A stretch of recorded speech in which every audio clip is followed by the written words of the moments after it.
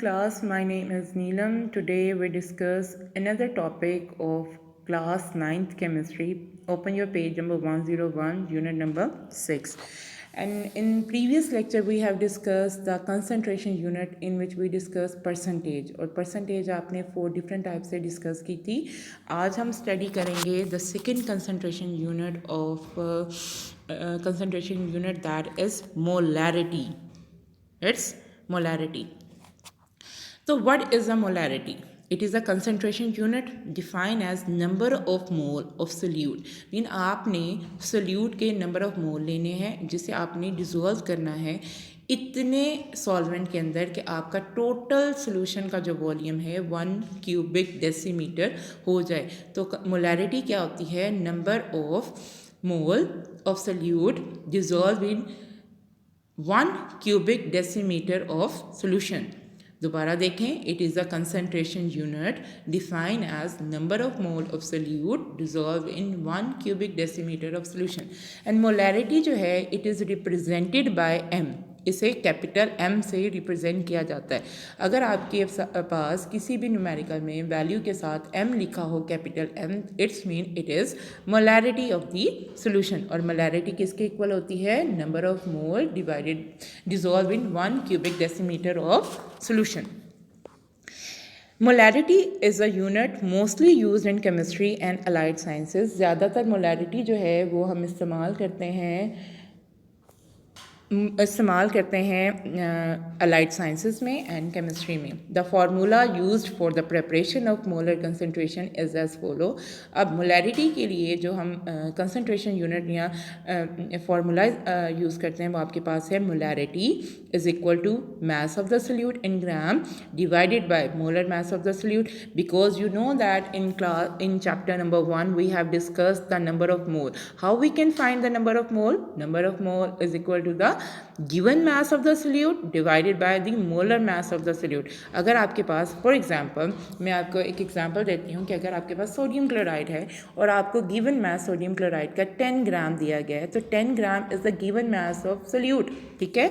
और molar mass अगर आप देखें तो सोडियम के 1 एटम का एटॉमिक मास होता है 23 और इसके सेकेंड एटम का जो मास है वो होता है क्लोरीन का 35.5. तो टोटल अगर आप 23 को 35.5 में ऐड करें तो molar mass of sodium chloride आपके पास आएगा 58.5. तो 10 ग्राम को आप डिवाइड करेंगे 58.5 ग्राम पर मोल से, तो आपके पास मोलैरिटी जो है मीन नंबर ऑफ मोल जो हैं वो आ जाएंगे. तो यहाँ पे फॉर्मूला में आपके पास लिखा हुआ है मास of the solute divided by molar mass of the solute and divided by volume of the solution. क्योंकि वॉल्यूम आपने कितना लेना है? 1 क्यूबिक डेसीमीटर लेना है. तो आपके पास मोलैरिटी का दूसरा, अगर आप इसे जो है वो ओवरऑल करें तो आपके पास आंसर आता है number of mole of solute divided by volume of the solution. और इसे आप दूसरी सेंस में भी लिख सकते हैं कि मोलैरिटी बराबर होती है मास of the solute divided by molar mass of the solute multiply by volume of the solution से. तो मोलैरिटी जो है ये कंसंट्रेशन यूनिट है जो कि हम केमिस्ट्री के अंदर या अलाइड साइंसेस के अंदर डिफरेंट मोलर सॉल्यूशंस प्रिपेयर करने के लिए इस्तेमाल करते हैं. Next is the how we can prepare a molar solution, कि हम मोलर सोल्यूशन को कैसे प्रिपेयर कर सकते हैं. 1 molar solution is prepared by dissolving 1 molar mass of the solute in sufficient amount of water to make the total volume of the solution up to 1 cubic decimetre in a measuring flask.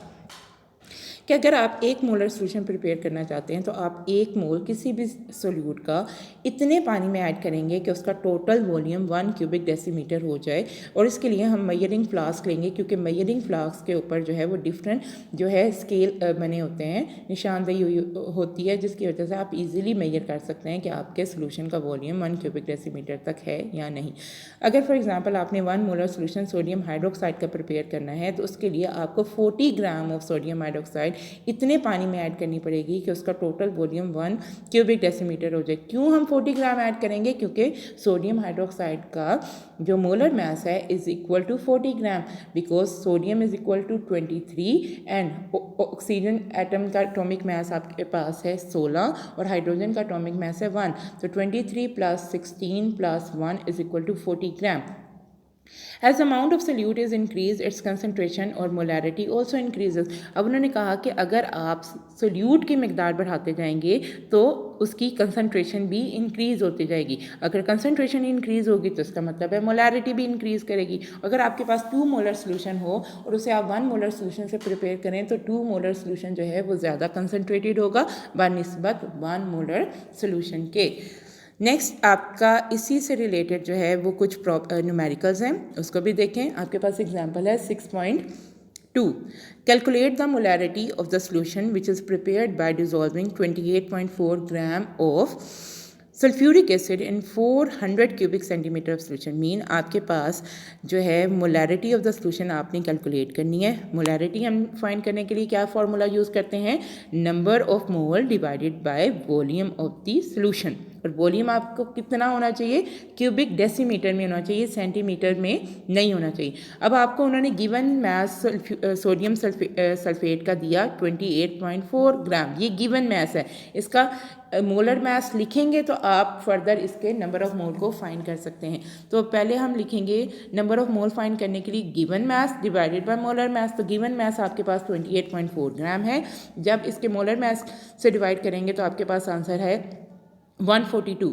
अब 142 कैसे आया, sodium का 1 atom is equal to 23. आपके पास यहाँ पे 2 atom है, 23 multiply by 2 करेंगे तो 46 होगा. 46 में आप सल्फर का एक एटम का मैस होता है 32, तो 46 में 32 प्लस करने हैं. उसके बाद ऑक्सीजन के 4 एटम हैं तो 4 और ऑक्सीजन के एक एटम का मैस होता है 16. 4 को 16 से मल्टीप्लाई करें तो आंसर आपके पास जो आएगा, उन तीनों वैल्यू को जब आप ऐड करेंगे तो योर आंसर बिकम 142. तो 28.4 ग्राम को आपने डिवाइड किया 142 ग्राम से, तो आपके पास जो नंबर ऑफ मोल आए सोडियम सल्फेट के दैट इज़ 0.2 मोल. अब आपने कन्वर्ट करना है वॉल्यूम को क्यूबिक सेंटीमीटर से डेसीमीटर में. तो क्यूबिक सेंटीमीटर से डेसीमीटर में कन्वर्ट करने के लिए आपको वैल्यू को 1000 से डिवाइड करना पड़ेगा. आपके पास वैल्यू है 4 cubic centimetre divided by 1000 cubic centimetre multiply by 1. तो आपके पास आंसर इज इक्वल टू जो है वो 0.4 आएगा. तो 0.4 cubic decimetre is the volume of the solution.